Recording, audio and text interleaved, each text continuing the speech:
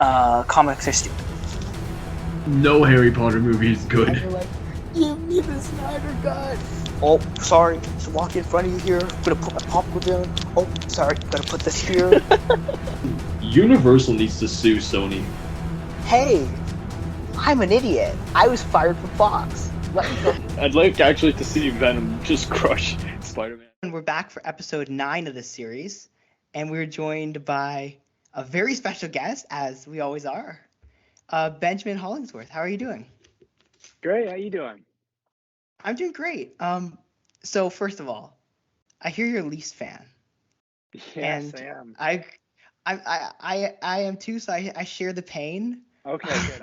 I was gonna, like, if you're gonna rib me right off the top on No, the I've dealt with the pain ribbing of too. bleeding blue and tears and just the frustration. Oh my God. And the hope It's a too. lot. There's always the hope at the beginning, and then it just. I You know. mean, it's at this point, I think what we need as a team therapist and not necessarily different players. We just need, it's like a mental block Yes. preventing the Leafs from progressing from the first round. It's just they're getting in their own heads, and it's To be fair, frustrating. the last 2 years we played the team that ended up in the Stanley Cup. So Yeah, I over mean, the last 4 or 5 years, like there's only 1 year that we didn't end up playing someone who've gone to the final. So yes, there is a bit of that. There's a bit of that, and there's also frustration because we're usually ahead in the series before messing it yeah. up. So that's Before you forget how to play play it's not like you do anything well. It's just a disaster for yeah. I really thought this season we had. I mean, honestly, I think that I more did than the too. other series, season we had all the pieces. People were healthy. Actually, I didn't think we were gonna blow through and lead against the Habs. So I mean, Yeah. I think that was probably the best. I was like, oh, there's no way we blow a 3-1 lead. I was like, oh, it's gonna be so much fun. We're gonna finally do it. I've never been alive to see the Leafs win a playoff series. Oh my God, I was alive for the other one. So I remember like when we lost to Wayne Gretzky and the Kings. So the Felix Potvin years, that was it was a good time to be a Leaf. It was really, really fun. But One day I'm gonna witness them win a playoff series, and I'm gonna be so one happy. day you're gonna witness them win the Stanley Cup. Okay, let's focus on one playoff series at a time. Let's get through one, and then we can worry about the cup. Yeah. So now the other question I have to ask you is, do you like superheroes? Yes, I do. I mean, what little boy doesn't growing up? I really, I love them now too. But I actually, when people ask like, why did you want to become an actor? And I don't know if it was quite this young, but like at 2 to 3 or 4 age range, my grandmother had made me a Superman outfit, like from scratch. She knitted this thing and complete with a cape and the like tight blue whatever it was and the S and I wore that thing literally every day, jumping from couch to couch, going dun dun dun dun. Dun. And the old school comics that were on TV, yeah, I loved it. I loved it. So that's good, because if you said no, then this would have been a little bit weird. So I'm glad you said yes. So how did you get into acting? That's a great question. So when I was young, my dad was in the community theater, and when he was young, he was doing plays in high school and musicals. And he could sing and do the whole thing, and although he didn't pursue it as a profession, he would still do it because he loved it. And so I grew up watching him do these characters and be in plays, and remember being so transfixed by this ability to see my dad as something completely different from what I saw at home, you know? And it seemed like a really cool magic trick in a certain way, you know? I was like, wow, what is this power? It felt like a superpower. And in some ways it is. And it's a superpower that some people are gifted. I certainly feel gifted to be able to do what I do.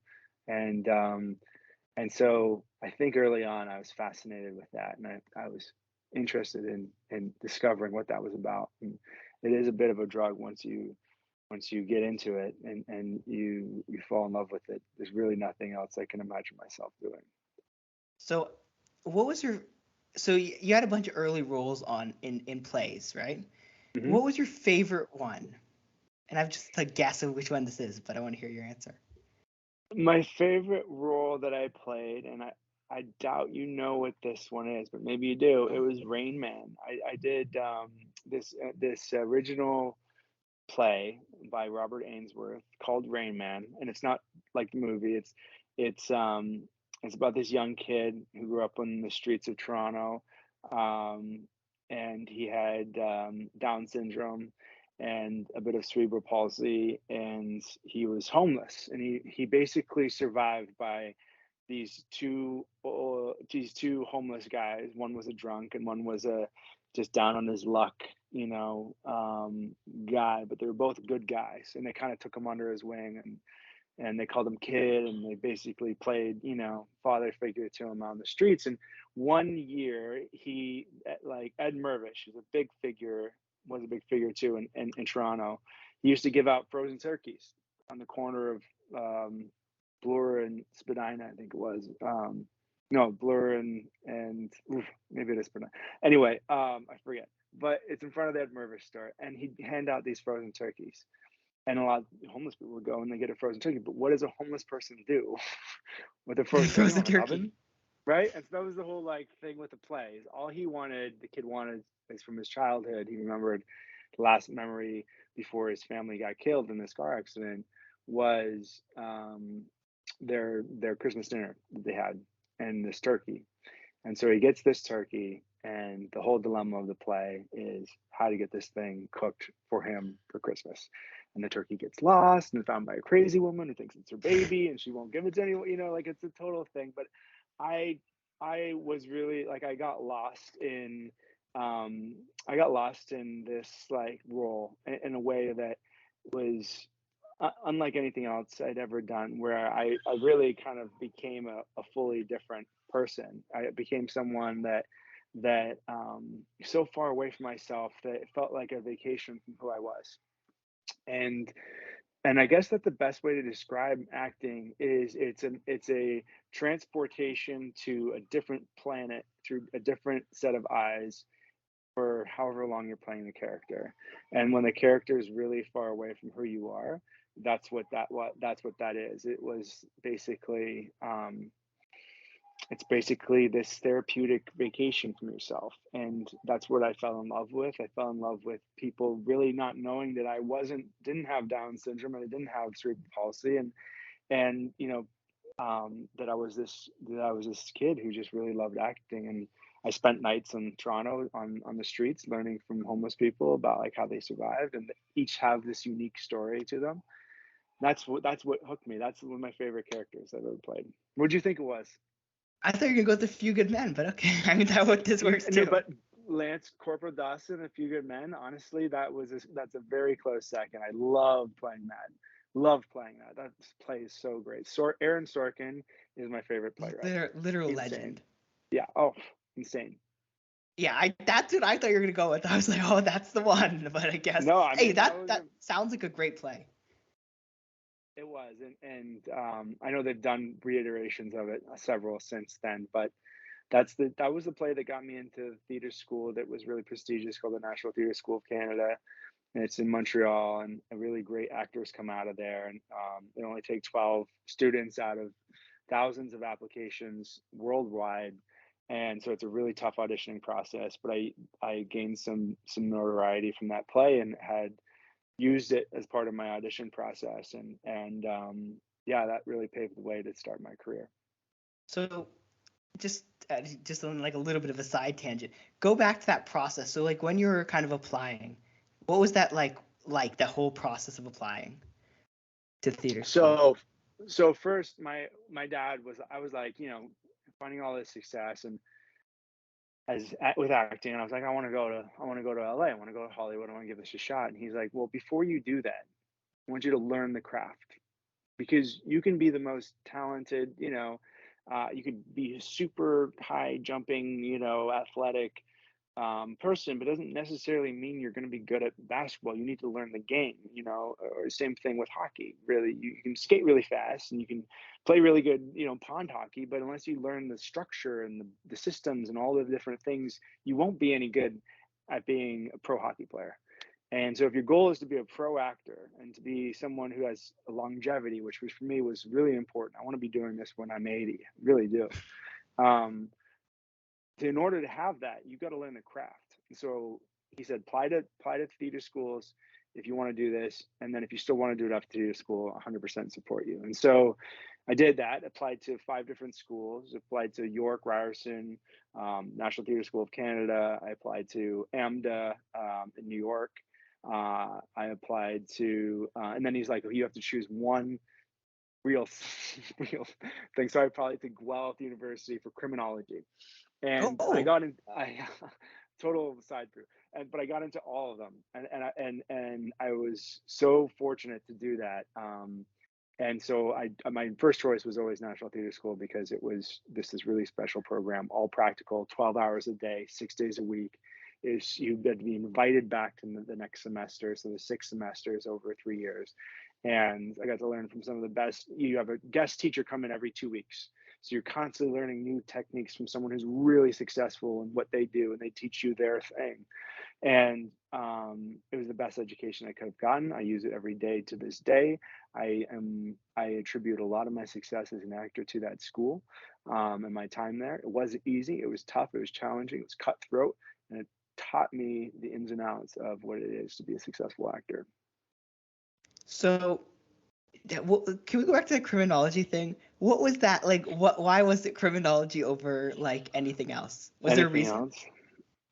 I was just fascinated by the whole world of criminology, and part of it for me is when I approach a character, it's a bit of a crime. You kind of have to find out like what makes this guy tick. It's a bit of an investigation. You're like a detective. There's a bit of Sherlock Holmes involved to each character, and a detective's a great way to look at it. And you go, I gotta find who is this guy? How does he think? How does he walk? How does he feel? What clothes does he wear? How does he talk? What kind of cadence does he have? What did he have for breakfast? What did he have for dinner? Who is his friends? What is he, what is he like in public? Is he energetic? Is he, what's his pace? How fast does he talk? All these things create a character. And so for me, I was interested in life like that too. And actually, my wife has a master's in criminology. It's funny that I married the woman who, she's the brains of the operation, I say. That's so funny how you applied to criminology and then you ended up marrying someone who did criminology. That's the way that the world works sometimes. It's crazy, isn't it? So what was your first, I guess, on-screen role, and how was that as an experience? So this is a kind of loops back into Frozen Dreams. So there's this ABC movie that was being shot right next to Peterborough in this town called Millbrook, and Matthew Broderick, Christian Chenoweth, Molly Shannon, Victor Garber, like so many great actors were a part of it, and they were holding like they needed to hire local people to be extras because they weren't going to bring them in. They brought in some by bus from Toronto, but most of it was trying to be local extras. And I heard about it and I was like, I got to do this. I want to see what this is all about. I was fascinated by it. And so I get there, and it's at a hockey arena, of course, where they're in the summertime, they're choosing all the people based on how they line them up. And I get there, and there's literally a line of about 300 people around the outside of the hockey arena. I'm like, screwed. I'm not going to get in to be seen. And so I had gone to my drama department in my local high school and picked out this wardrobe of 1930s when the movie was set, and dressed total like newsies, like ball cap and like old tweed suit. And so I literally was like, this is my only shot, and I just walked directly in to set. No questions asked. I walked in the set. Like, did they just let you in? No one asked because they thought I was a part of the movie. They were like, oh yeah, this guy's already hired. And the woman's like, so what's your name? And I was like, Ben Hollingsworth. And she was just assumed that I was already approved because I was in costume and everything. So that was my in. That was the tenacity. That was the like ballsy move that I had to do. And I learned, I had a great chat with Victor Garber. I was on set for 2 weeks, learned like what the whole movie industry was like, fascinated by it. Wait, did you get Got cast to, before you were on set for 2 weeks, or like when did you so get basic, cast? Well, basically, they casted me the first day because they were like, "Yeah, this guy, this guy's clearly in the movie." Like so didn't have a speaking role; it was background, but you know, I got upgraded, as they say in the world, to a speaking role. The director was like, saw me there for 2 weeks and like, "Hey, you come here. You're gonna go up to this window and you're gonna say, 'Where is he?'" And when they're searching for the Music Man, they're searching for Matthew Broderick, and so I went up and like, "Where is he?" And it's my first line on camera ever, and it got me. I met Robert Ainsworth, who wrote the script and directed Frozen Dreams, and that led to. So it's just like this industry is so much about one thing leading to another, and that was the first thing that was really the seed in the ground for me that blossomed this whole career of mine. So just to understand this, you walked onto set and they just said, "Okay, cool, you're here now." Could you do Yeah. that today? Could someone someone do that today, or is it not like something you could do today? I wouldn't recommend it. I think it worked in that. I wouldn't recommend it. I think it worked in that situation because there were so many people that weren't like of union status. They weren't ACTRA or SAG members, so they didn't have any credentials. It was all just like, "What's your name and number?" And it was before the internet. Like, I mean, it wasn't before the internet. It was before everyone had iPhones, right? Like it was like dial-up internet days.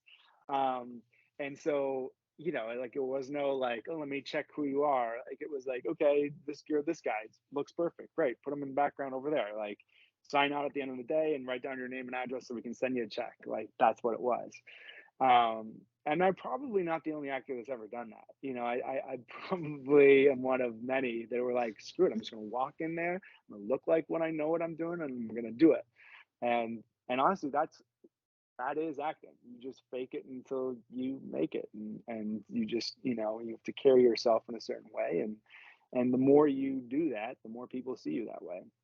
So I was gonna so then I guess we gotta preface this by saying or just don't try this at home, or don't try to actually do this, because it probably won't end well. This is not Yeah, an endorsement I to wouldn't walk recommend onto it, but movie sets.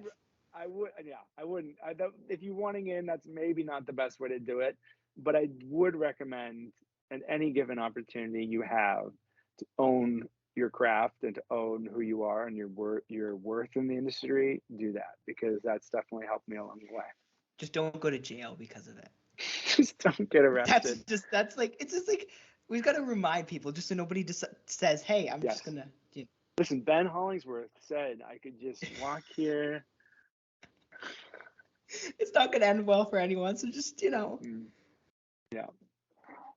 Now, everyone kind of growing up has a movie, or at least everyone I've talked to so far has had a movie that kind of inspired them to like say, "I want to act." Now, did you have a movie that either you kind of held in this very high regard, or that you kind of like, you go to as like inspiration?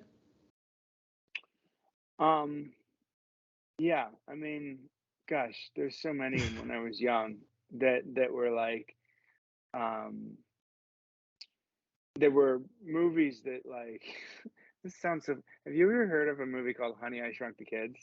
Yes. It was the first movie I'd ever seen in a movie theater, and I saw it with my family.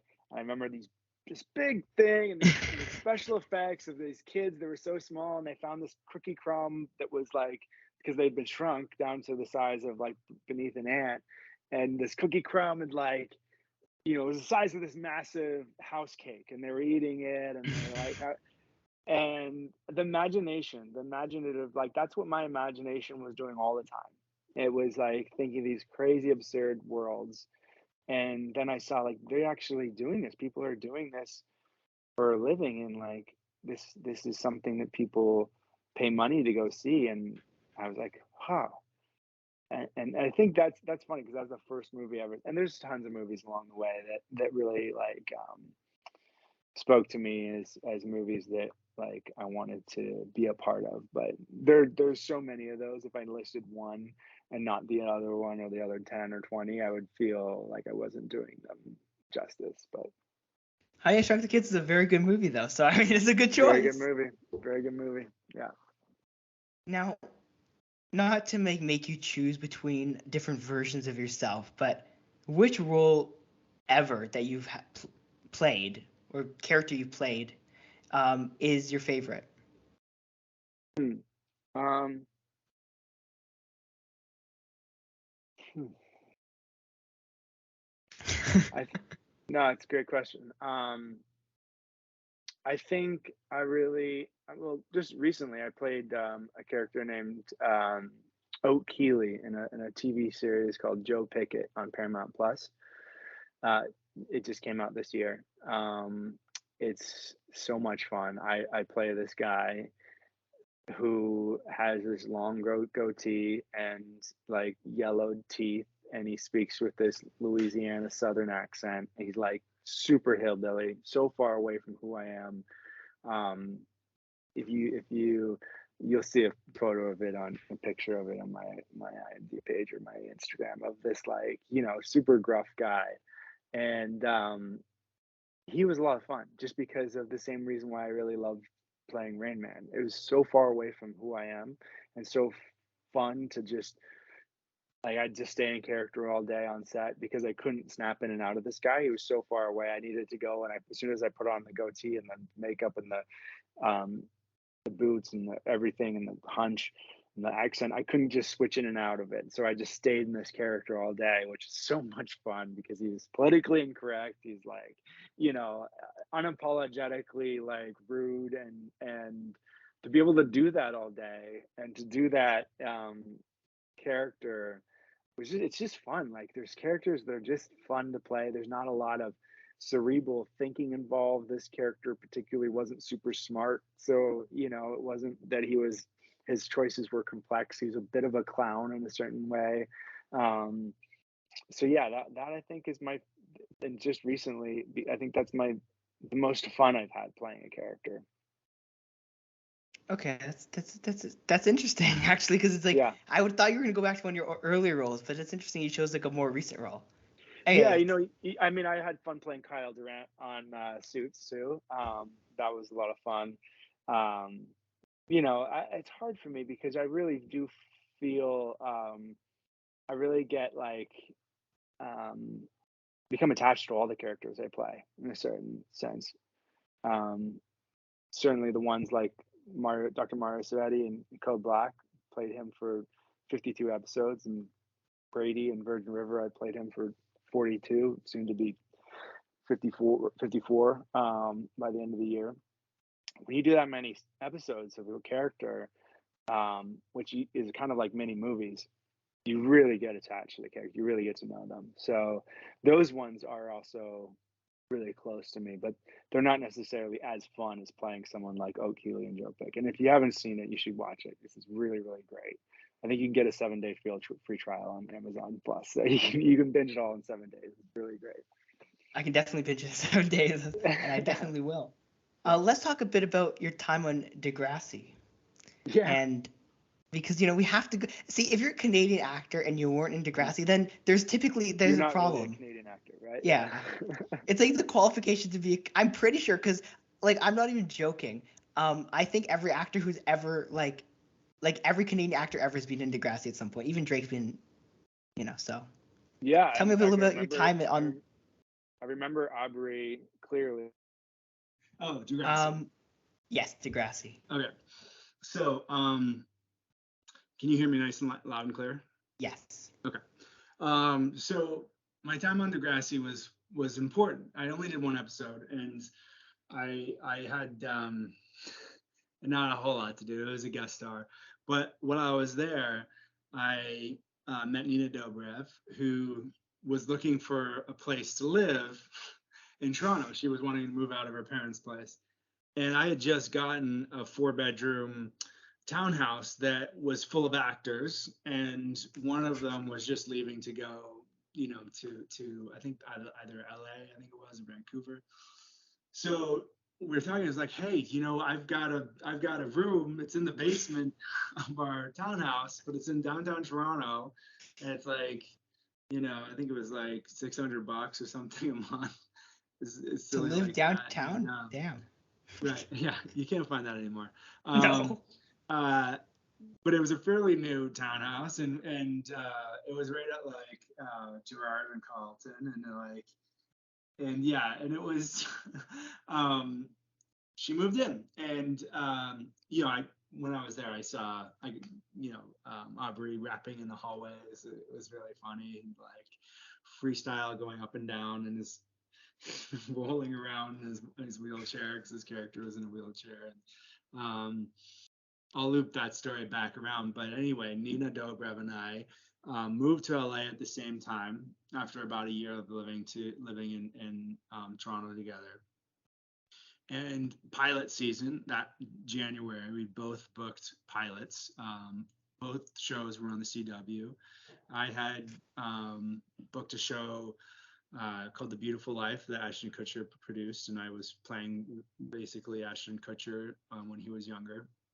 And Nina Dobrev booked the Vampire Diaries, which I'm sure you've heard of, and was a massive hit when it came out. And my show only lasted 7 episodes, and 2 episodes that aired, and they canceled it. Hers went on for, gosh, I don't know, like 8 or 9 seasons. A long time. And yeah, I don't know, it's forever, right? And and so anyway, that was kind of my exposure to Degrassi. I think everyone has a Degrassi, story, but Drake, I remember, I guess it was like a year after doing it, I booked my first big movie in the United States, and it was called The Joneses, and Demi Moore played my mom, David Duchovny played my dad, and Amber Heard played my sister.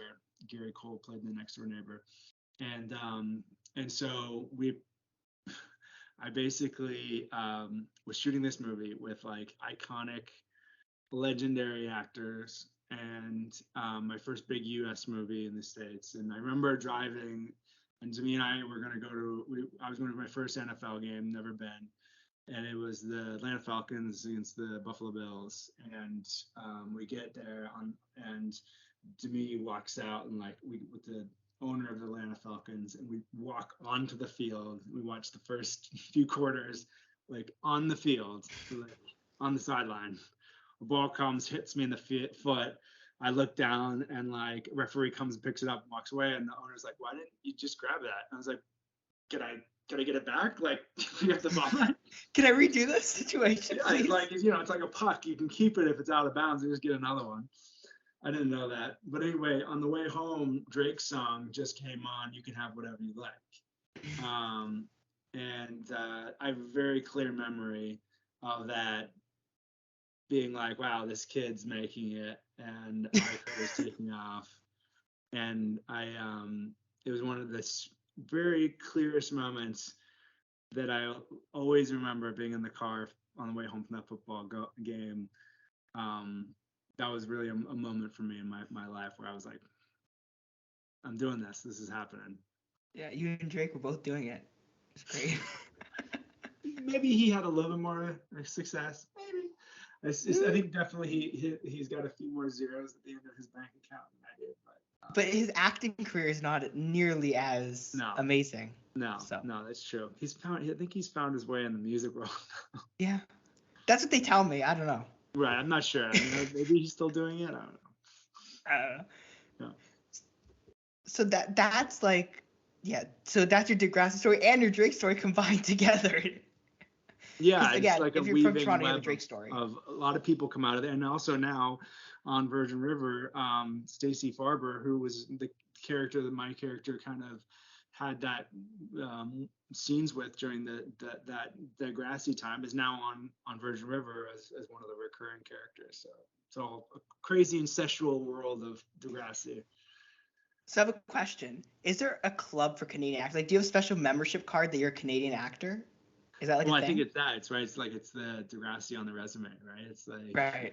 I mean, but they're all really tight. I mean, everyone who comes from Canada and makes it in the United States, we all stick together in LA. We hang out together. There's like a mutual respect for each other. We all know each other. There's like these parties we have where there's a Canadian consulate in the U.S. where 1 year when Denis Villeneuve was nominated for an Oscar. I was just so lucky to be invited to the Canadian consulate, and of course there's maple syrup and it coming out of a tap. What? This is a Canadian party. What? Real live beavers, and they've got like it's everything you want it to be. It's everything you want it to be. There's like a hockey room where it's all just jerseys of all the famous, it's pretty great. It's pretty great. Everyone gets to have their accents come out when they're down there. So basically, you justify to every American what a Canadian really is. Mm-hmm. That's awesome. So every cliche known to the world is. So basically, you would tell me there's a bunch of underground Canadian parties in Hollywood. Yes. Yeah. Very much so. Mm-hmm. That's awesome. That's my new life goal, to get to one of these parties. Hey man, come down to LA sometime. I'll hook you up. I could interview everyone at that party. It'd be great for the series, I'm telling you. There you go. Documentary of the Canadian parties, the underground Canadian parties. It's an idea. Okay, sorry, my brain is now trying to figure this out. Now let's talk a little bit about something I saw on your I don't know, do you read your IMDb page? I mean, I know what's on there because I think I know what's on there because I did most of the stuff, so. That's true, yeah. Most of it. There was this very interesting thing, which was kind of like, it's 3 to the end of the page, of your trivia page. Okay. Raised over $5,000 for Terry Fox cancer research and a local home shelter through various theater productions while still in high school. He was awarded a civic award for his contributions. That's a quote from the IMDb page. Yeah, so tell me a little bit about that.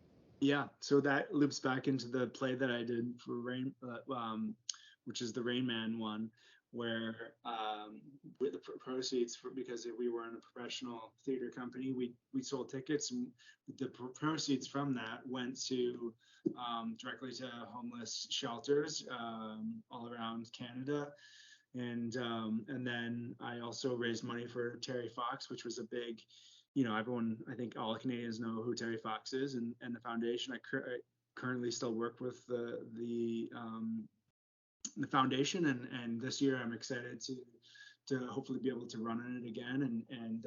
But in high school I was very active with it and went door to door raising money, and I think if I was to name if I was named a Canadian hero, it's very easy for me. It's Terry Fox. He every day inspires me. I have a picture of him in my office because that's the kind of grit you need to survive in this world, in this business. And what he did kind of makes everything else seem easy. That's actually like amazing, and the fact that you still work with them and you're still like giving back in that way is fantastic. Yeah. And it just shows character, right? Like, and you're a good person, so. Yeah. I mean, I certainly he's impacted my life. He's been a constant source of inspiration, as I know he is for a lot of people, and so it's always good to give back like that.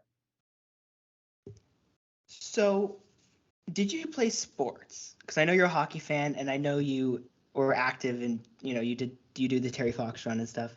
Do you play sports? Did you play sports? Yeah, I mean, I still play hockey. There's a great way to find Canadians is at the hockey arena in LA.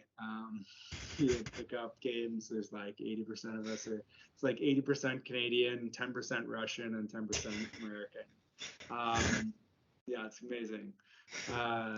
And so, yeah, I still play. I love playing. It's something that I will always do. I'm writing a hockey movie about Conn Smythe.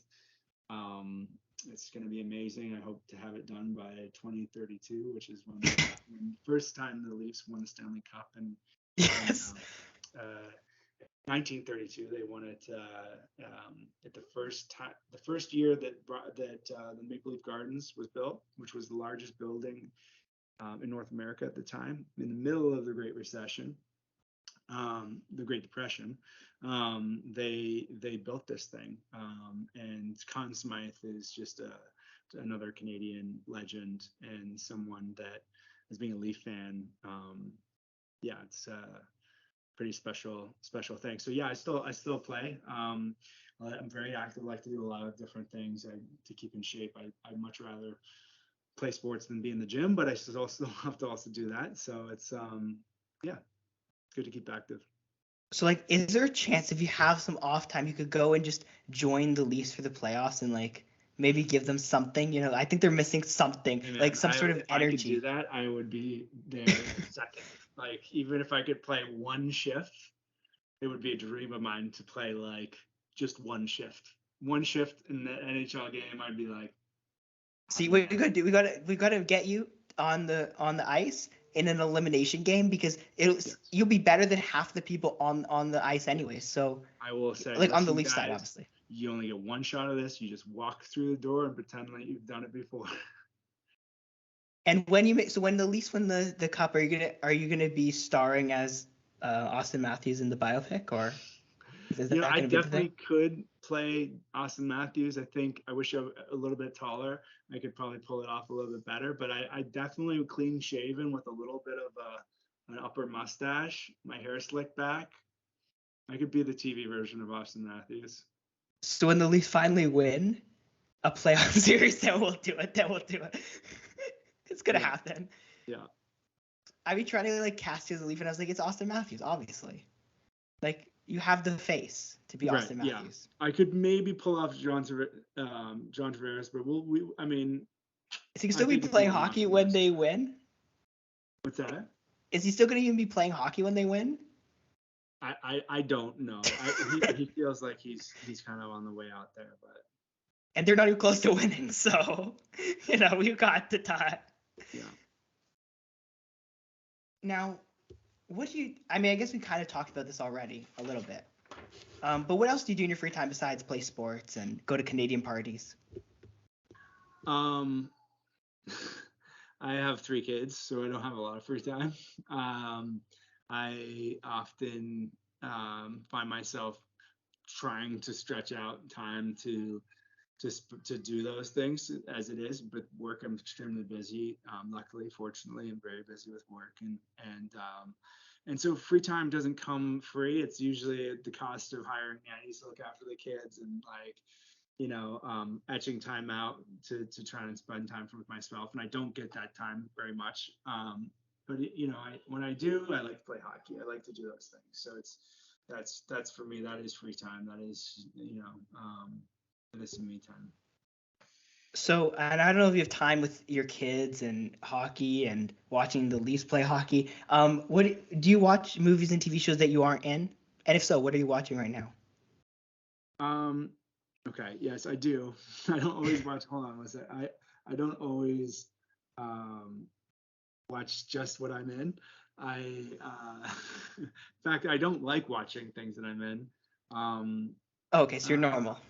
Right. I mean, I like, it's only not because they're not good. I just don't like. It's hard for me to get lost in the show, which is why I am, which is why I like watching things that I'm not in. So TV shows that I like. Obviously, I'm a big Ozark fan. The show's amazing. Severance is really good right now. Ben Stiller series from Apple Plus. I guess it's just Apple TV. There's some really good Apple TV ones. Mara of Easttown's really good. There's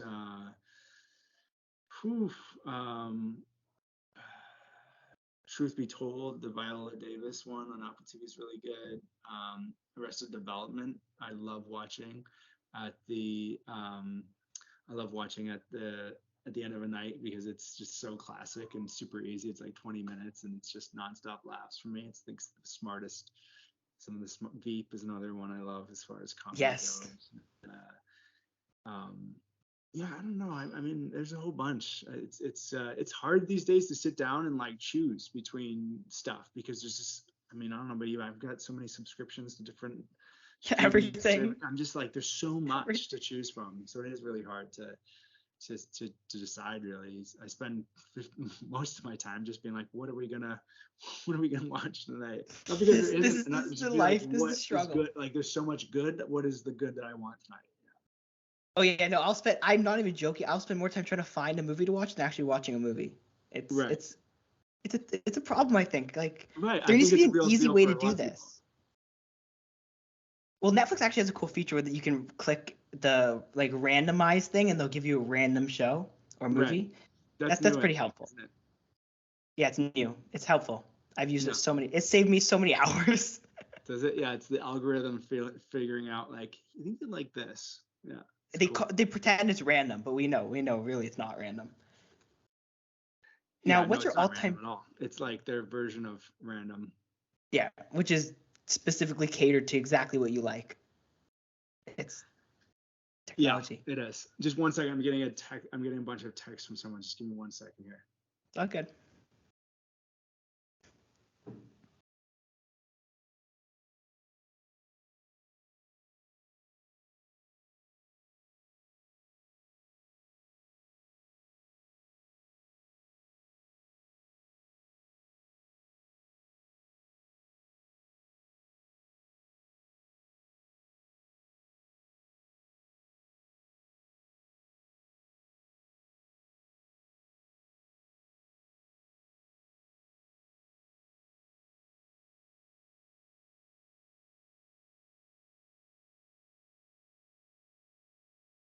Okay. I think my publicist is like, we're getting on, but we'll continue on. We'll try and make the most of the time we have left. Yes, I've got 3 more questions and then I'll let you go. So what's your all-time favorite movie? You know what it is? It's Few Good Men, which is funny because I was in the play version, but honestly, I think it's like everything you want in a movie. It really is. Oh my God, we have the same favorite movie. That's insane. Like the Jack Nicholson moment. You can't handle the truth. I mean, you've got Demi Moore, who, like, I mean, for me, just so good, and Tom Cruise, who still kills it even today. Like, obviously, Top Gun, the remake was amazing. Yeah, you've got all the elements of a classically amazing good movie. Kevin Pollak. I mean, there's so many good actors. So we have the same favorite movie. That's insane. Yeah. So what are you working on now? Okay, so right now I'm starting season 5 of Virgin River, which is available on Netflix. Season 4 just came out on Netflix like 2 days ago, and already it's the #1 show on Netflix in the US and in Canada and 31 other countries. In less than 24 hours, we knocked Stranger Things off the #1 spot. So I'm very happy about that. It's been very successful, and yeah, that's what keeps me busy right now. And so these are 2 rapid fire questions. Okay. The first one is, if you could choose a role that you could be at ever, anytime, what would it be? If I could choose a role that what? Like that you could play. If you could choose a character you could play in a movie, either made or not made. Oh, good question. Oh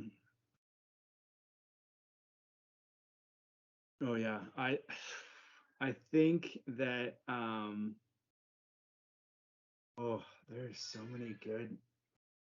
Oh, okay. Just give me one. This is a rapid fire, but it takes time to answer because there's so many good characters out there.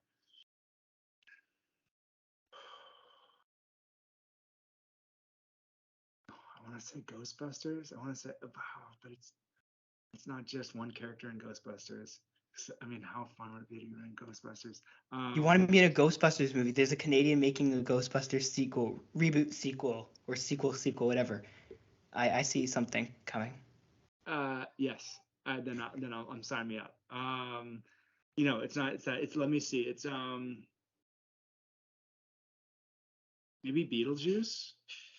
I mean, I mean, Field of Dreams, Kevin Costner. I mean, there's so many good movies and so many good roles out there. It's impossible to just to say, I I mean, Matt Damon, I like the Bourne Identity thing. I think would be really fun. I think that's maybe my favorite. I would love to do an action film that I did one, but I would love to do something like that. You need a franchise. You need an action franchise. I agree. Yeah, that for me would be a dream. So yeah, I'm gonna go with Bourne Identity for 400, please. Okay. And the last question, and I know you have to go, so you know, what advice do you have for young people who kind of want to enter the industry and become actors? It's a great question. I think number one is enjoy the journey, enjoy the process, never give up, never get discouraged. Don't let the lows get too low. Don't let the highs get too high. There's ups and downs of every career. Love what you do. Don't do it for the fame because it's honestly not that great. People want fame until they get it. Working for people and working with people who are idols. Aim for that. The most rewarding thing for me is to play characters that are far away from who I am. So always do work that challenges yourself and your abilities, and never stop working. The hardest worker works more than the most talented worker because it's a grind and you got to keep at it. And even though you're talented, doesn't mean you're going to be successful. So to everyone out there who is thinking about getting into it or already into it, never stop. Don't give up. Believe in yourself. You'll get there. And with that, I'm going to wrap it up before I get in trouble for keeping you for too long. Thank you so much for your time. Hey, you know what? It's a pleasure. You had some really great questions, and it's always fun to commiserate with another Leaf fan. And we have to do this again when you're making your Leafs movie. We're gonna have to do this again, right? Absolutely. And you tell me about all the Canadian parties. Come to the premiere, and we can say you told me about this one, right? Exactly. And so you can find Benjamin on Instagram and Twitter at Hollingsworth B, and it's underneath his picture on the screen, but you obviously can't see that. And it's there. And that's it. Thank you guys for watching. Don't forget to subscribe. So you want to subscribe for Benjamin. He wants you to, right? Go ahead and subscribe, please. See, he told you to. Now you have to do it. There you go. Thank you so much for your time. I really appreciated you coming on. And yeah, that's it. See you all next week. We'll do it again sometime. Bye.